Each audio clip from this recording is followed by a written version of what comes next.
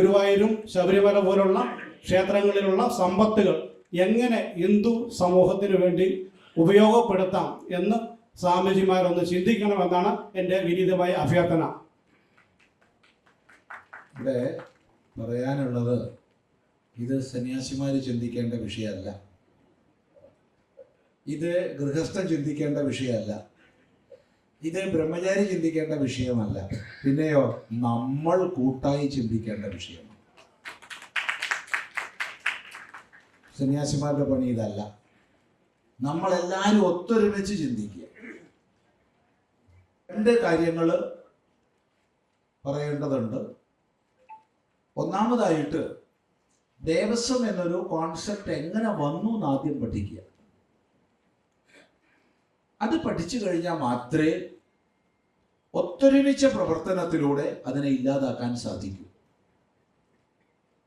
തിരുവിതാംകൂറിൽ സൈനിക സഹായം വാഗ്ദാനം ചെയ്തു ഈസ്റ്റ് ഇന്ത്യ കമ്പനി. ആ സൈനിക സഹായത്തിന് പകരമായിട്ട് പാരിതോഷികം ആവശ്യപ്പെട്ടു. ആ പാരിതോഷികം കൊടുക്കാൻ തിരുവിതാംകൂറിന്റെ കയ്യിലില്ല എന്നുള്ളതുകൊണ്ട് ഈസ്റ്റ് ഇന്ത്യ കമ്പനിയുടെ പ്രതിനിധിയായിരുന്ന മൺട്രോ, കേണൽ മൺട്രോ ഉപായം പറഞ്ഞു കൊടുത്തു. വരുമാനമുള്ള ക്ഷേത്രങ്ങളെ നമുക്ക് സർക്കാർ നിയന്ത്രണത്തിലാക്കിയാൽ മതി. തുടർന്ന് 1811 കേണൽ മൺട്രോ തിരുവിതാംകൂറിന്റെ റീജന്റ് ദിവാനായി മാറി. ആദ്യം ചെയ്ത ഭരണപരിഷ്കരണം വരുമാനമുള്ള ക്ഷേത്രങ്ങളെ സർക്കാർ നിയന്ത്രണത്തിലാക്കുകയായിരുന്നു. അപ്പൊ എന്തിനാണ് സർക്കാർ ക്ഷേത്രത്തിൽ കൈ കടത്തുന്നതെന്ന് ഈ ഒറ്റ കാരണം കൊണ്ട് മനസ്സിലാക്കാം. പിന്നീട് ഈസ്റ്റ് ഇന്ത്യ കമ്പനിയിൽ നിന്ന് ഭരണം ബ്രിട്ടീഷ് ഗവൺമെന്റ് ഏറ്റെടുത്തു. കപ്പം കൊടുത്തു. തിരുവിതാംകൂർ, കൊച്ചിയൊക്കെ മലബാർ മുഴുവൻ നേരിട്ടുള്ള ഭരണത്തിന്റെ കീഴിലായി. അങ്ങനെ religious and charitable endowment act കൊണ്ടുവന്ന് എല്ലാ മതസ്ഥാപനങ്ങളെയും മദ്രാസ് പ്രോവിൻസിൽ സർക്കാരിന്റെ നിയന്ത്രണത്തിലാക്കി. പക്ഷേ ക്രിസ്ത്യൻ മുസ്ലിം സമൂഹങ്ങൾ ഒറ്റക്കെട്ടായിട്ട് എതിർത്തു ആ നിയമത്തെ. ഒറ്റക്കെട്ടായിട്ട് archbishop of Canterbury, pope എല്ലാം ഇടപെട്ട വിഷയമാണത്. അങ്ങനെ ഗവൺമെന്റ് ആ ആക്ട് റിപ്പീൽ ചെയ്തു, പിൻവലിച്ചു. എന്നിട്ട് തൽസ്ഥാനത്ത് Hindu religious and charitable endowment act കൊണ്ടുവന്നു. അന്നത്തെ ഹിന്ദു നേതാക്കന്മാരോ സന്യാസിമാരോ, അന്ന് നമുക്ക് ഹിന്ദു നേതൃത്വങ്ങൾ അങ്ങനെയില്ല, ഹിന്ദു പ്രസ്ഥാനങ്ങളില്ല, 1800 ചില്ലുവാൻ കാലഘട്ടങ്ങളിലാണ്. ഒരാളും എതിർത്തില്ല. ഏറ്റവും സങ്കടകരമായിരുന്നത്, പറയാനുള്ളത്, ഏറ്റവും അധികം ശക്തി ഉപാസന നടന്നിരുന്ന വടക്കൻ കേരളത്തിൽ നിന്ന് പോലും എതിർപ്പുണ്ടായില്ല. മിക്ക തറവാടുകളിലും ശക്തയ ഉപാസന ഉണ്ട് കേരളത്തിൽ, വടക്കൻ കേരളത്തിൽ. പക്ഷെ ഈ വിഷയത്തിൽ എതിർപ്പുണ്ടായില്ല. തങ്ങൾ ഉപാസിക്കുന്ന ശക്തിയെ പോലും മറന്നുപോയി. അനായാസേന Hindu religious and charitable endowment act വന്നു, ബോർഡ് വന്നു, കാലാനുസൃതം പരിഷ്കരണങ്ങൾ വന്നു. ഇത് വരുമാന സ്രോതസ്സാണെന്ന് അറിഞ്ഞപ്പോ രണ്ടാമത് കൽക്കട്ട പ്രോവിൻസില്, മൂന്നാമത് ബോംബെ പ്രോവിൻസില്, നാലാമത് സെൻട്രൽ പ്രോവിൻസില് ഈ നിയമം നടപ്പിലാക്കി. 47 അധികാരികൾ മാറിയിരുന്നു. വെള്ളക്കാര് പോയി, പകരക്കാര് വന്നിരുന്നു. ഒരു മാറ്റവും ഉണ്ടായില്ല. ഈ രാജ്യത്തൊരു പ്രതിപക്ഷമില്ലാത്ത സമയത്ത് പ്രതിപക്ഷ നേതാക്കന്മാരൊക്കെ ഹൗസ് അറസ്റ്റിലോ ജയിലിലോ ആയിരുന്ന സമയത്ത്, ഏകഛത്രാധിപതിയായി ഇന്ദിരാഗാന്ധി ഭരിച്ചിരുന്ന സമയത്ത്, 1976 അടിയന്തരാവസ്ഥ കാലത്ത് 42ാം ഭരണഘടനാ ഭേദഗതിയിലൂടെ നമ്മുടെ കോൺസ്റ്റിറ്റ്യൂഷനിൽ സെക്കുലാർ എന്ന് എഴുതി ചേർത്തു. അതുവരെ നമ്മൾ സെക്കുലർ ആയിരുന്നില്ല. അങ്ങേയറ്റം വിദ്വാൻമാരായിരുന്ന അംബേദ്കർജിയെ പോലുള്ള, രാജേന്ദ്ര പ്രസാദിനെ പോലുള്ള, പട്ടേലിനെ പോലുള്ളവർ തയ്യാറാക്കിയ കോൺസ്റ്റിറ്റ്യൂവന്റ് അസംബ്ലി തയ്യാറാക്കിയ കോൺസ്റ്റിറ്റ്യൂഷനിൽ സെക്കുലർ എന്നൊരു വാക്ക് അവർ എഴുതി ചേർത്തിട്ടില്ല. പക്ഷെ പക്ഷേ ഇന്ദിരാഗാന്ധി അത് എഴുതി ചേർത്തു. എന്ത് കൊടുത്താലും ഒപ്പിടുമായിരുന്ന പ്രസിഡന്റ് ഒപ്പിട്ടു. അതോടുകൂടി നമ്മൾ സെക്കുലറായി. എന്നാൽ സെക്കുലർ ആയാൽ ഏതെങ്കിലും ഒരു മതവിഭാഗത്തിന്റെ സ്ഥാപനം നടത്താൻ ധാർമ്മികമായി കോൺസ്റ്റിറ്റ്യൂഷൻ അനുസരിച്ച് അധികാരമുണ്ടോ? ഇല്ല എന്നുള്ളതാണ് സത്യം. പക്ഷേ നമ്മുടെ നട്ടെല്ല് തേഞ്ഞു പോയത് കൊണ്ട് ഇന്നും അത് തുടരുന്നു, ഇന്നും തുടരുന്നു. അതുകൊണ്ട് അടിയന്തരമായി വേണ്ടത് കേന്ദ്ര സർക്കാരിൽ സ്വാധീനം ചെലുത്താൻ കഴിയണം.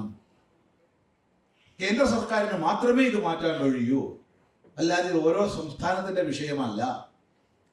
കേന്ദ്ര സർക്കാരിന് അനായാസേന നിയമനിർമ്മാണം കൊണ്ടുവരാം. അതിന് തടസ്സമായിട്ട് ചിലപ്പോൾ ഉന്നയിക്കുക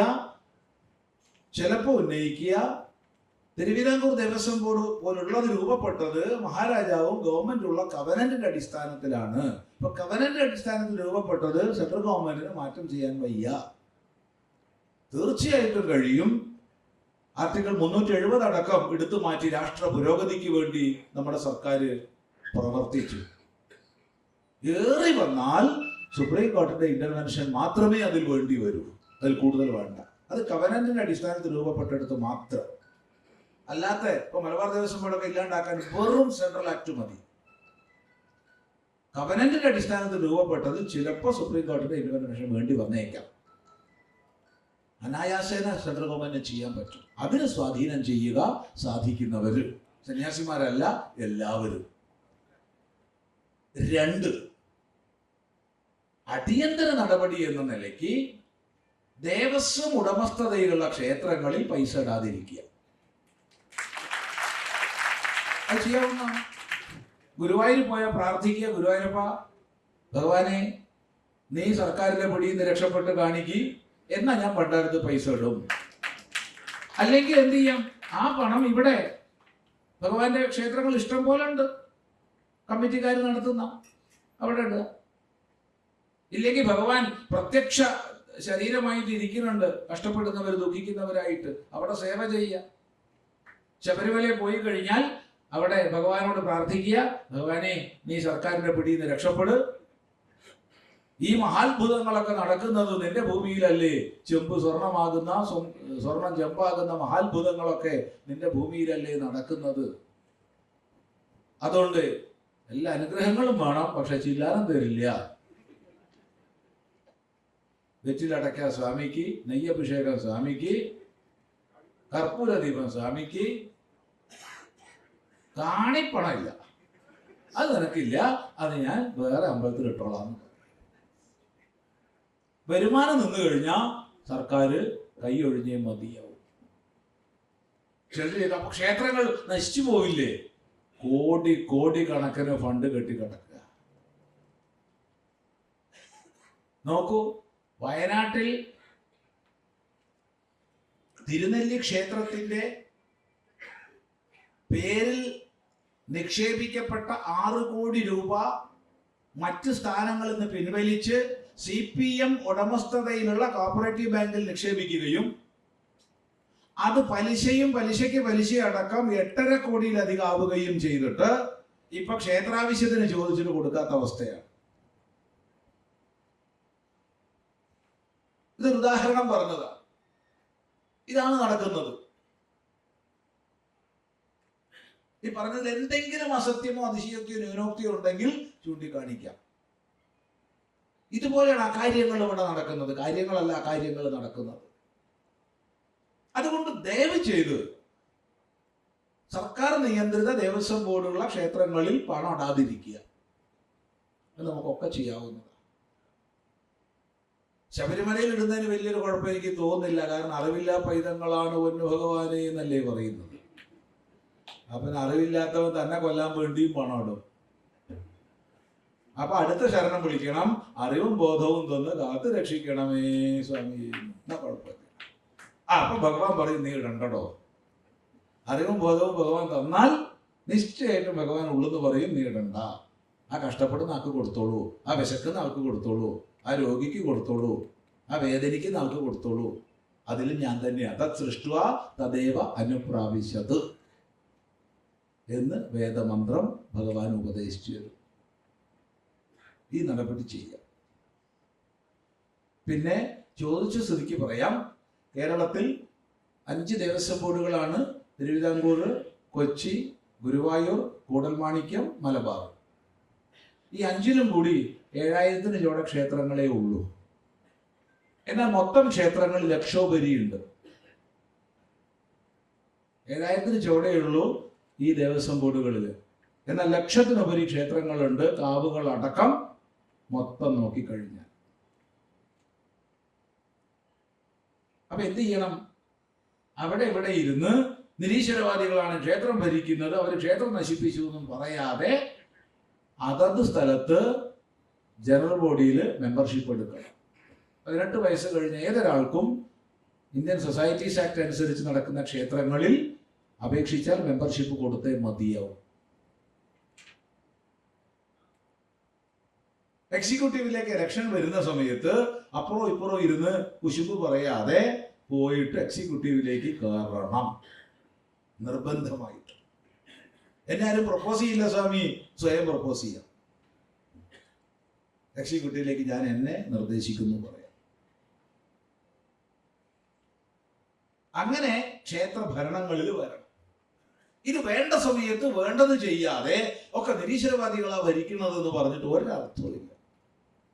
പ്രവർത്തിക്കേണ്ട സമയത്ത് പ്രവർത്തിക്കുന്ന ഒരവസ്ഥയിലേക്ക് നമ്മുടെ സമാജം എത്തണം.